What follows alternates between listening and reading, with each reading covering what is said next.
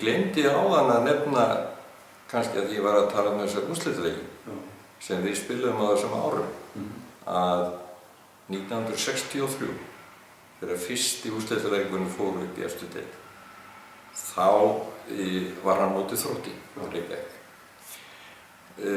Hann átti að vera á Laugardalsvellinum, það var búið að loka honum og kom fram á haust og leikurinn spilaði á grasvellinu í Njarðvík. Og þessum leik viljum við nú sem þátt tóku í gleyma sem allra fyrst og reyndum það, en hann hefur náttúrulega aldrei farið úr minninu. Við vorum búin að mæta Þróttarunum í tvígang þetta sumar í mótinu og svo í æfingarleik.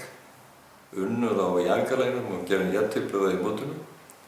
Og svo var skrifað þennan leik að þarna væru kollnúndlið Kópavogs að spila sæti í efstu deild á móti Þrótti sem er svolítið eldri en við. Þetta ábyggilega jafn og skemmtilegu leikur en spilaði Njarðvík. Eftir einhverjar kortið 20 mínútur að þá stóð 4-0 fyrir Þrótt. Þannig að það var svo að vita hvernig þetta var, það bara gekk allt upp hjá þeim og ekki til okkur og leikurinn fór 9-0 og okkar fólk sem var nú þarna á staðnum og komið með rútum og átti náttúrulega að fara heim með byggarinn og titilinn og að það var bara að fara að fara þessi inn í rútu og fela sig. Þetta fór svona en eftirköstin hefðu þarna geta orðið mjög afdrifarík að því leyti til að þarna voru æðimargir sem að hugsuðu þann bara upp átt að nú færu þeir eitthvað annað. Ég sem að svona vorum þokkalega góðir í fótbolta að með kannski broti fylkingar Reynir okkar Jónsson. Hann fór yfir í Val eftir hann leik og sagði meðal hans mig, Jóningi, þú kemur með mér.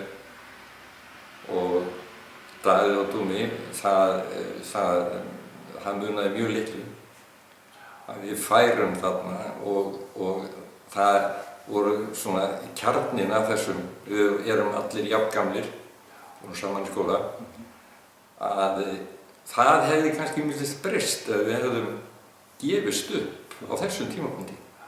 Þetta var 1963 sem að þessi leikur fór fram og þetta var mikið áfall. Tapa svona stórt og ég meina Reynir sagði við mig eftir leikinn, þetta skelfileg niðurleik, sko, þetta nú bara fann í hendur. Leikurinn bara þegar við fórum inn í rútu, þá sagði Reynir við mig hættur.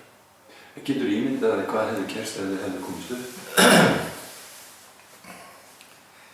Já, Reynir Jónsson sem var mjög góður knattspyrnumaður fór yfir í Val og spilaði þar meistaraflokk í mörg ár og nokkuð marga landsleiki. Við vorum þarna hlið við hlið í fremstu línu og hann hefði klárlega orðið kjur og þetta hefði náttúrulega orðið vítamínsbrauta alveg örugglega þarna 1963 með kollnúndlið að fara upp þarna strax. Maður veit svo sem ekki hvort það hefði svona í sögulegu samhengi eitthvað orðið öðruvísi en það munaði voðalega litlu að það færi bara í burtu kannski þessir ungu strákar sem við vorum þá frá félaginu af því að það var náttúrulega frumstætt allt hér í kringum okkur og voðalega spennandi að fá boð það eins og við fengum að koma framaræðinu og búin að tala við mig meðal annars og sko það var búið að tala við Reynir vissi til hjá Val hann vildi reynda að fá mig þangað með það var búið að tala við Dúma og einhverja fleiri og það hefði alveg getað farið þannig að meistaraflokkurinn hefði nánast bara lognast út af 1963. Það hefði bara þurft að byrja þar upp á nýtt.